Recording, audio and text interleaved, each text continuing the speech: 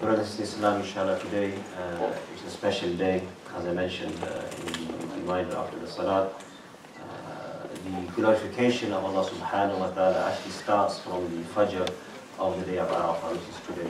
So we pronounce the takbirat of Tashriq, Allahu Akbar, Allahu Akbar, La ilaha illallah, Wallahu Akbar, Allahu Akbar, Lillahi alhamd.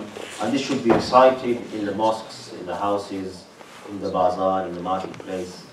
SubhanAllah, you go to the bazaar and it's as if Eid is upon us today or tomorrow, and people are busy in the activities of shopping and buying and selling, and really it is scary if we forget this day, the day of Arafat. Most of you have seen, in the telly, on the TV, on the YouTube, the scenes from the place of Arafat. And the Arafat is the Hajj, and the Hajj is the Arafat. The Arafat is the main pillar, if not the most important part of the Hajj. And when you do mushahada, and you see the people gathered in plain white clothes in front of Allah subhanahu wa ta'ala, and you see, they're getting, asking the du'as from Allah subhanahu wa ta'ala. There's a reason why they are there. There's a reason why Allah subhanahu wa ta'ala has called them to be at the place of Arafat at this particular time. Words cannot describe it. The feeling that you have on the plains of Arafat, just sitting there or just standing there, not doing anything else. As we know, the Salah, they are combined on the day of Arafat. The Dhuhr and Asr are combined. The Maghrib and Isha, they are prayed in Muzdalifah. Even though the time of Maghrib hits you in Arafat, you're not allowed to pray the Maghrib Salah in Arafah. You have to leave to Muzdalifah. And this is what the Hujjaj will be doing now. At this time, as we speak, they will be leaving for the plains of Mash'ar al-Haram. وَاذْكُرُوهُ كَمَا هَدَاكُمْ. And they'll be sleeping under the open skies after the whole day of doing what? Of supplicating Allah subhanahu wa ta'ala, of reading the Quran, of making du'as, of seeking forgiveness. This is the day you feel whether your Hajj has gone either one way or the other. You have that inclination in yourself. And when you speak to the Hujjaj, when they come back, they will tell you that the high point of their Hajj, if they say it was Arafah, then alhamdulillah, there's something which is connected them to the natural way. And when you go there, you see the views and the scenery. It is just plain sand. There's a couple of hilltops. There's the Mount of Arafah, which people sometimes climb up, thinking that Allah is closer up there. No, He is closer wherever you are. Whether you're on the land, whether you're on the mountains, whether you're on the 12th floor, Allah will always be there listening to your repentance. And that is the main idea of the Arafah, is that you go there, and when you return back as the day your mother gave birth to you. So really great blessing, and we shouldn't forget there are no two Arafahs. Arafah is one place at one time, on one occasion. This myth that we have that Arafah exists in each locality or in each area, this is something we need to reassess and reanalyze what we are actually saying. And there is a reason why those who have not been to Hajj, have not gone to Hajj, why they want to feel that blessing.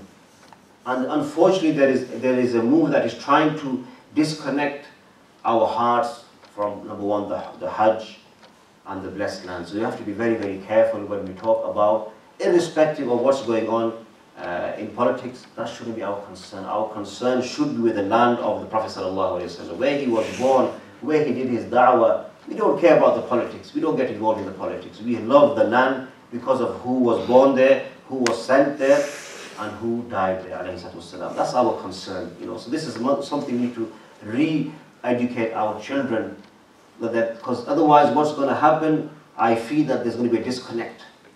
There's going to be no sort of thinking or no love for the Bayt al-Haram, for Medina, and for the third most sacred house of Allah subhanahu wa ta'ala, which is Bayt al-Maqdis. We see Bayt al-Maqdis, it is out from our hearts, unfortunately. We don't think about it as much. Sometimes we hear about going to visit the places, which is fine, which is a good thing. And this is a call from the Imaam of Bayt al-Maqdis. He's calling people to come and visit the blessed land, the third holy site. We quickly move on because there's many things we have to cover today. On the day of Arafat, as we know from the hadith of the Prophet ﷺ, he mentions that on this day, Allah subhanahu wa ta'ala, He is already the most merciful, but on this day in particular, He looks down at His worship, ibad, His servants, and He asks, but He knows, obviously He knows what we want. He asks His angels, that what do these people want? He looks down at them in Arafah and He says, what do these people want? And the Malaika knows, well, Allah, you know what they want. They want your forgiveness, they want your mercy. They're begging, for you to free them from the hellfire. What does Allah say to them? Allah says, bear witness, O Malaika, that I have forgiven them, not just them, but also the others who are asking for forgiveness. So what does that tell us? That tells us that not just those who are in Arafah, those who are outside of Arafah will be forgiven, inshallah. And have this intention in your heart, especially today. We have a couple of hours left of this blessed day, that make sincere repentance. For time and time again we have an opportunity to turn back. We cannot say on the Day of Judgment that, oh Allah, You did not send us any signs, You did not give us any time, any opportunity. He has given us opportunity after opportunity after opportunity.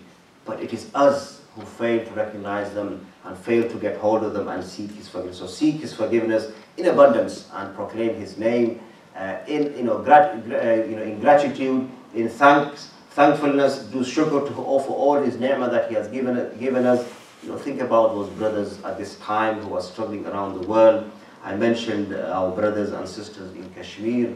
We have not forgotten them. Yesterday in the Bayan al-Jum'ah, people might have thought that Imam has didn't mention their name, but I mentioned their name in the khutbah, in the Arabic khutbah, and we did a Qunut Nazila for them. A Qunut Nazila is a special prayer which is done at a time of calamity.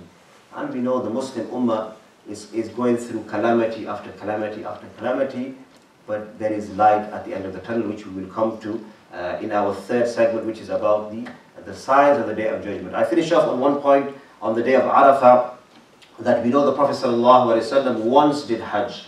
Only once did he do Hajj with his Sahaba.